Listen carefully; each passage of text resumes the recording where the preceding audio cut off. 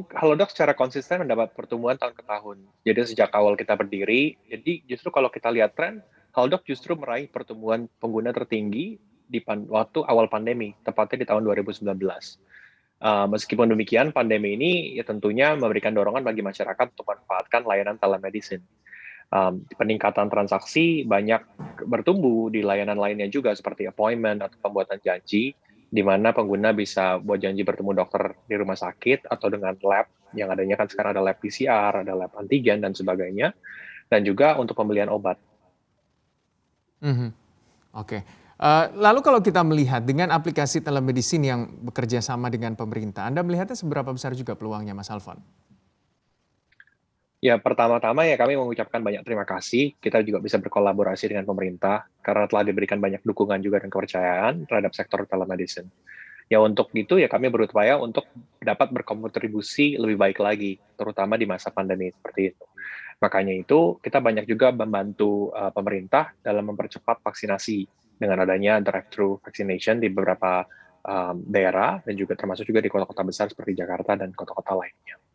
Mhm. Kita juga ada program isoman kan yang beberapa bulan lalu di-launching bersama dengan platform telemedicine lainnya dengan memberikan obat gratis dan sebagainya. Mhm.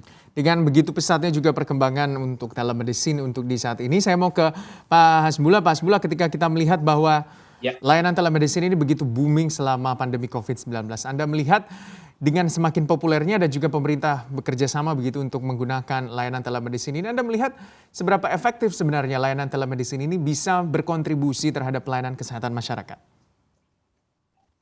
ada dua jenis layanan yang bisa difasilitasi dengan telemedicine ya. Yang pertama adalah telemedicine yang sifatnya konsultatif antara dokter spesialis, dokter umum, dan itu bahkan jauh sebelum ramai-ramai telemedicine, Kemenkes sudah mempersiapkan mengembangkan, khususnya bagaimana di daerah terpencil dokter umum bisa mengobati pasien yang dia konsultasi dengan dokter spesialis di perkotaan. Itu adalah suatu berkah luar biasa dari teknologi telemedicine di antara para profesional untuk konsultasi. Ya, kalau lebih jauh nanti kayak model di Amerika bahkan operasi bisa dilakukan dari jauh itu ya. Tapi kita belum sampai level itu. Tapi ruangnya sangat besar. Yang kedua adalah telemedicine dalam artian layanan dari provider seperti Halodoc kepada publik langsung. Yang ini booming ketika terjadi COVID memang, karena memang masyarakat yang bahkan yang punya jaminan kesehatan tidak pergi ke rumah sakit karena takut ketularan COVID, dia lebih baik menggunakan telemedicine, konsultasi dan sebagainya. Meskipun ada pembatasan. Jadi kalau ada hal-hal yang perlu tindakan, yang perlu diperiksa oleh dokter, ya tidak bisa. Nah, Halodoc kan melakukan konsultasi dan sebagainya, kemudian merujuk kepada dokter yang terdekat yang ada di situ yang menjadi membernya.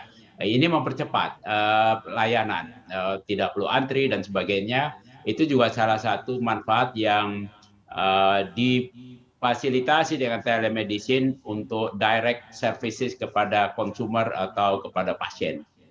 Jadi Mhm. ini memang proses ke depan yang kedua ini. Mhm. Tapi efektif tidak sih, Pak Hasbullah ketika kita melakukan konsultasi begitu kepada dokternya terkait dengan rekam medis dan juga bisa dikatakan pemeriksaannya atau diagnosisnya ketika tidak ada pertemuan langsung antara pasien dan juga dokternya?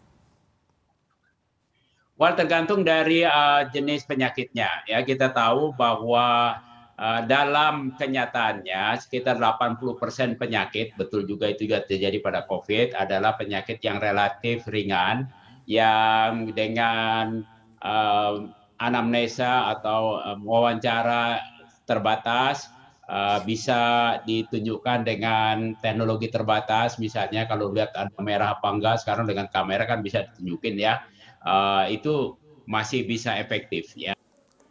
Untuk informasi lebih lengkap dan berita terkait, klik link deskripsi. Dan jangan lupa juga untuk download aplikasi CNBC Indonesia yang tersedia di Play Store dan juga App Store. Jangan lupa subscribe ya.